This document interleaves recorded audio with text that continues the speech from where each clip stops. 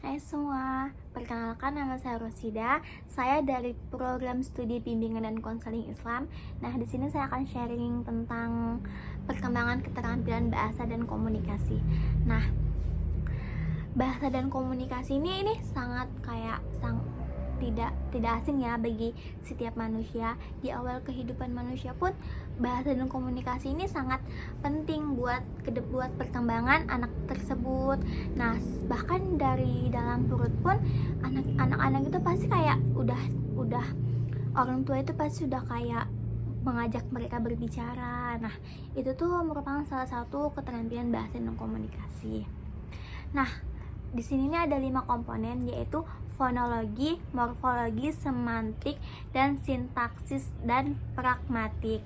Nah, fonologi itu apa sih? Nah, fonologi ini dia tuh mengacu pada suara. Nah, yang digunakan dalam bahasa antara untuk menggabungkan suara. Nah, fonologi ini tuh itu tuh ucapan mereka, ucapan anak-anak bayi itu tuh mereka itu menggabungkan beberapa bahasa, misalnya ibu. Nah, mereka tuh menggabungkan antara ejaan tersebut. Kemudian di sini ada morfologi. Nah, morfologi itu tuh menentukan bagaimana kata itu dibentuk dari suara. Dia itu membentuk kata-kata yang bermakna seperti cantik.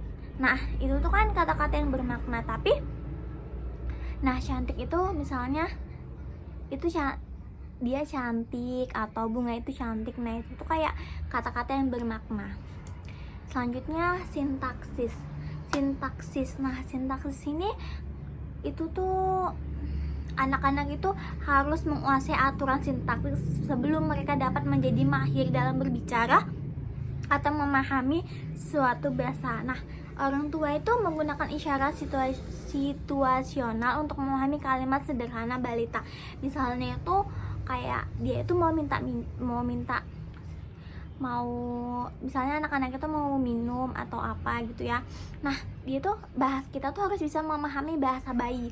Misalnya kayak mungkin bahasanya itu belum bahasa bayi itu susah ya, kalau misalnya misalnya bukan ikatan batin antara ibu dan anak, itu susah untuk kita pahamin karena itu tuh kebiasaan buat si ibu dan anak itu.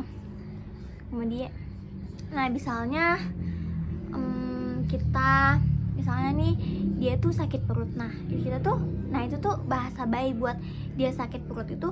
Nah, ibu itu terkadang itu tahu, tapi orang lain itu belum tentu tahu bahasa bayi tersebut. Kemudian ada pragmatis. Nah, pragmatis ini bagaimana bahasa yang digunakan untuk berkomunikasi itu secara aktif. Nah, ini nih misalnya seorang anak berusia 3 tahun mungkin belum menyadari bahwa cara terbaik untuk mendapatkan sesuatu itu dengan cara, bolehkah saya minta tolong? Nah, daripada mengambil kayak ambilkan itu. Nah, biasanya anak-anak itu tidak tahu nih cara buat gimana cara buat minta tolong sama orang. Dia tuh pasti kayak ambilkan itu, kayak gitu. Nah, bagaimana kita orang tua atau sekitarnya itu mengajarkan buat mereka untuk mengucapkan tolong ambilkan itu atau tolong ambilkan minuman itu. Nah, kita tuh mengajarkan secara yang bertahap. Nah, perkembangan itu akan anak-anak itu kayak cepat gitu loh untuk menangkapnya. Kemudian ada kemudian di sini ada teori perkembangan bahasa. Ada nih mungkin pada usia kira-kira 4 hingga 6 tahun. Nah, anak-anak itu mulai mengoceh. Nah, walaupun ocehannya itu kayak pokoknya mereka tuh kayak kadang tuh mengoceh yang emang kita tuh nggak mengerti. Nah, mereka itu mengucap kata per kata itu pada usia 12 hingga 13 bulan. Kemudian mereka belum berkomunikasi dengan kata-kata itu pada akhir